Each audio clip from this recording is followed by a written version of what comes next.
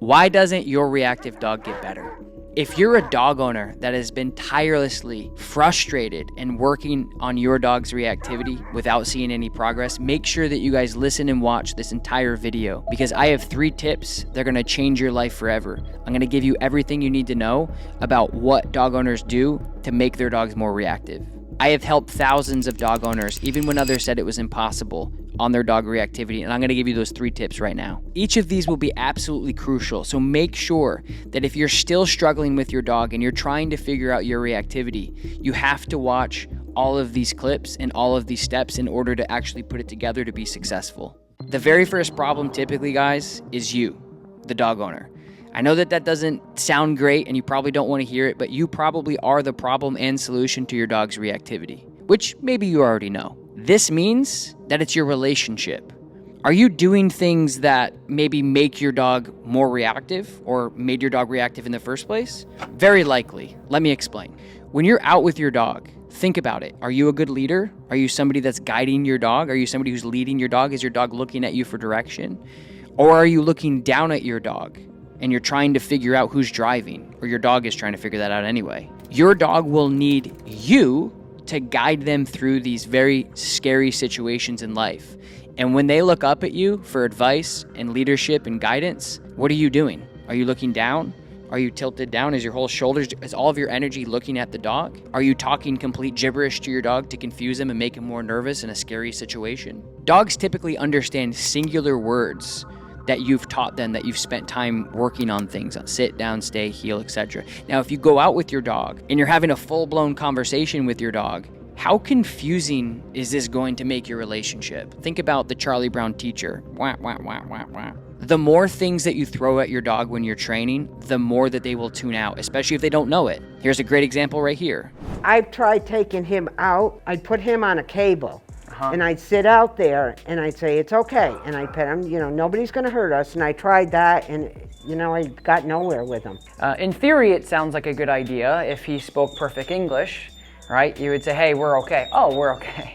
But what ends up happening, go ahead. I'd pet him and try and calm him down, and it's all right, nobody's gonna hurt us, whatever. Right. Yeah, so the way that dogs will perceive that is there's a problem. So if you go out to the front yard and all of a sudden you're talking to the dog and they don't understand what you're saying and you're stroking them, that tells the dog that something's going on. On the contrary of what people would believe, if you give a dog affection physically, that doesn't always mean that they're like, okay, this is a good thing. Not always, I'm just saying. If you go out front, you say, it's okay, buddy, it's okay, buddy, it's okay, buddy, he might go, what's okay? What's going on? Why are you talking to me? So whatever he knows. Sit. Can you sit? Sit, Austin. Austin, sit. Sit down. Sit. Sit. Sit. What's your body language saying? What is your leash communication like? Our leash is the lifeline to our dog. It's absolutely everything. Anytime that you give your dog leash pressure, you're giving them information. So are you holding it in anticipation, making your dog more nervous than they definitely don't need to be or need to be? This is going to make things so much worse. Now, to be fair, if you have a reactive dog, I know how hard it is to relax, but you have to. Your dog's reactivity and the success depends on it. Relax those shoulders, breathe. Release your leash. How many times do you guys see me say, put your arm down, put your arm down, put your arm down? If you're giving your dog any leash pressure during any situation that could make them nervous, you're setting them up for immediate failure. Go out and walk with a dog that's not on the leash. Go out with a leash and walk. Watch how many times you actually put your arm up because you're nervous. One question is do you guys like these videos? We got a lot of good feedback on the video we did like this earlier in the month. If you guys like this, do me a solid favor, leave a like, leave a comment, and make sure you watch to the very end because you're going to need all this information to be successful. Thanks. Number 2 is obedience. Obedience is your baseline communication, guys. This is how you communicate with your dog. If you don't have good obedience, you cannot change the way that your dog behaves. Your obedience represents your control. It represents your understanding of one another. If you come in to my facility or any facility with a reactive dog and you can't walk your dog from A to B, we cannot change how your dog emotionally feels and how they physically act. It's impossible. Make sure that you are spending time working on your obedience. People with better control and better handling always have less behavioral problems. Why? It's simple. Your dog has leadership, structure, boundaries, and discipline. Every piece of ingredient that a dog needs to be healthy. All these things are extremely important to create a better relationship and better training with you and your dog. Make sure your obedience is solid, and I mean solid, before you go outside and work on your reactivity, because you will fail almost every time. Now, number 3, probably one of the most important tips. If you do not have the correct equipment when working with any dog under any circumstances for anything, you will fail. I'm going to make this super simple, guys. You show up to a job site that requires a ladder and you bring a screwdriver, you can't do the job, period. Your equipment fails. You're walking out with your dog and you see another dog, right? Your dog starts to get built up, ears start to perk up, they get stimulated, the reactivity's coming. Now, my goal and our goal is always to help a dog through this process emotionally and physically. That's always the goal. We do not want them to feel insecure or nervous and defensive and protective. These are all really stressful things that dogs have to deal with their whole lives. It's a terrible way of living. We don't want them to lunge forward, spinning in the air, snapping, redirecting on you and dragging you down the road and making this really chaotic. It sucks. I've seen it thousands of times, guys. I know. Dog owners, listen to what I'm about to say, because I have been able to help millions of dog owners all over the world every month successfully and sustainably with this information. Our jobs are to be good leaders for our dogs and create the best life for our dogs that we possibly can. And of course, throughout the process, we love our dogs and we have fun, but it's not all fun. Life isn't about rainbows and butterflies. When your dog starts to react and you're using a harness, for an example, you will likely never be able to teach your dog how to handle these stressful situations appropriately, sustainably, and effectively. Harnesses are meant, invented, and developed and sold to dog owners to encourage their dogs to pull safely. That's what harnesses are there for. If you have a reactive dog and they're on a harness, it's not going to work. Think about the amount of stress that the harness itself, just the piece of equipment, that causes dogs and their owners and anyone else around them. Just that piece of equipment, the amount of stress that causes. It's immense. Now, I've had a huge amount of success in dog training with tools that have action, something that's tangible, something that can actually get the dog's attention, something that can snap them out of the state of mind that they're in to perform a healthier relationship with you and the surroundings that they're in. For an example, if you use a slip leash or maybe even a prong collar, that sits under the dog's neck and allows you to power steer and correct and control your dog in these situations to eliminate and or decrease the amount of stress that's involved.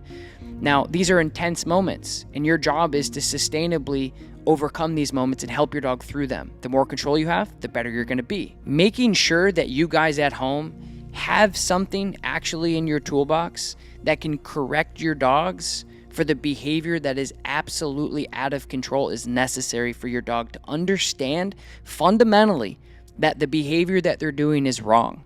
Take a look at a couple clips that I've done just even in this last couple months that have been extremely powerful and successful with just a quick correction. Check them out. Slow down and stop. So see how he's tight there? You want to make sure that you correct him before he gets to that point. So that triangle gets tight, and then basically from there you're kind of like pulling him back and forth. So he pulls, you pull back, pulls. What you need is this snap. So that's what's happening is right there. What he did is he kind of forged forward. He started to get tight and then he was stuck here. And then you pulled him back. So the pulling repositions him, but it doesn't correct him it doesn't teach him anything. Here. Leave it. Walk towards the fake dog just really slow for me so I can break it down for you. And then come out, put your hand towards me, and then like give yourself leverage so there's slack in the leash. Okay. There, pop. That's where you would pop. Back, now pop. There. That's it. Did you see that? Good sit. Yes. It's very hard for anybody to understand the mechanics of how that works. Like anything else, concrete pourers, horse trainers, dog trainers, you have to do it over and over again, but you also have to understand the fundamentals. Like get the timing right. It doesn't matter what you're using, prong collar, harness, flat collar, whatever. Once the dog fully extends after whatever equipment you're using, it disables, it doesn't work. Just walk, leave it, hey, leave it, no. Good, leave it, Higgins. Good, leave it. Yeah. So, Oh, instantly saw it in his face. That bark that he's doing is more of this, oh crap, like kind of thing, right? Yeah, and you can tell by the kind of like the length of it. It's like more of a bark, like almost like a beagle-esque type howl. So dogs who are more aggressive or at least more intentional with like, I don't like this dog, are going to be more like row row row row row, like, get out, you know.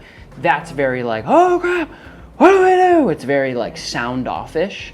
So right now he's hearing this dog next door, and if you just watch his body language, he tells you so much. He's interested, you know, he's wagging his tail and he's kind of like, what's going on, but he's not barking. So the correction that you were doing wasn't as defined as mine was, right? Okay. So I had a lot of precision, and it was like do do do, like really quick.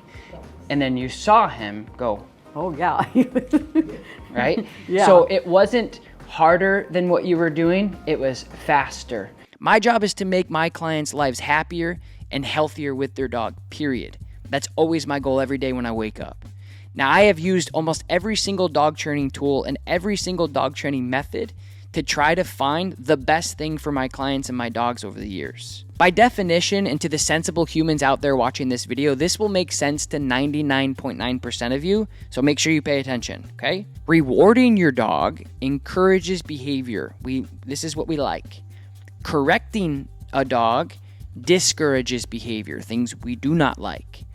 Now, I have thousands of documented 4K videos of dog owners struggling and trying to reward their dog when their dog reacts, or maybe avoiding the actual problems. So the dog's a nervous wreck, we get him out of there, and they're still a nervous wreck when they get home and when they do it again. Now, the very moment we correct our dogs clearly gives them an opportunity to move on and think clearer. I care on an unhealthy level of the welfare of dogs and their owners, which is why I've made this my entire career. I only have one life here, and I've dedicated all of it to help you out at home on these. One and very important thing I must say is there's a lot of subtleties in what I'm saying to you guys. Yes, these are the 3 main reasons why dog owners fail with their dogs being reactive. Definitely, these are really helpful for you guys. But you do need to know what type of reactivity are you dealing with. Is it fearful? Is it actual aggression? Is it playful reactivity? The more you know, the more you can do. Now, the little things in between are also very important. Again, very subtle. Now, I have a dog reactivity course called Reactive to Neutral, which is exactly what we do in the course. You guys can purchase that right now by clicking the link in the description so you guys can start a more in-depth dive into this. It's taking everything I've learned over the decade working with all these dogs, putting it into a very digestible course for you guys can take home. So you guys can click that link, check it out, and I hope that this video helps. And remember, guys, there's a lot of different things going on in the internet. You're gonna read 5 different things over here and 5 different things over here, and they're all gonna not make sense with each other. They're gonna argue with each other about what's right and what's wrong. I would just urge you guys from the pit of your stomach as a human being to understand what makes sense to you. You don't have to think about it too much. What makes sense, what works. Find the people that are actually doing things that you're seeing and yielding results with dogs. The people who are working with clients day in and day out, not just their dogs at home. That's really important because I'm not interested in who's right and who's wrong and what methods work and what methods don't. I'm interested in helping you, and I'm interested in helping dogs, period. So just make sure that you guys make the right decision for you and your dog, and you don't subscribe to an ideology or a strain of thought. If you are working with somebody and it's not making sense and you're not seeing progress, move on. There's gonna be people out there, they're gonna try to manipulate you. They're gonna try to push things down your throat because of their ideology. Don't fall for those tricks. It's about you, it's about your dog, it's about what makes you comfortable, and it's about what works. So please, as a reminder, if it's not working, it will never work. These can be trainers down the road. These can be trainers in other countries. These can be PhD level behaviorists that said it's impossible. I myself and thousands of really great dog trainers out there have done the impossible. We have been able to break through with dogs when others haven't. A lot of this industry is built off of ego. If a dog trainer can't help a dog owner, their ego gets in the way and they can't refer them to somebody else, and they tell you that it's impossible. And I'm here to tell you it's not impossible. Trust me. Thanks for watching. We'll talk to you next time.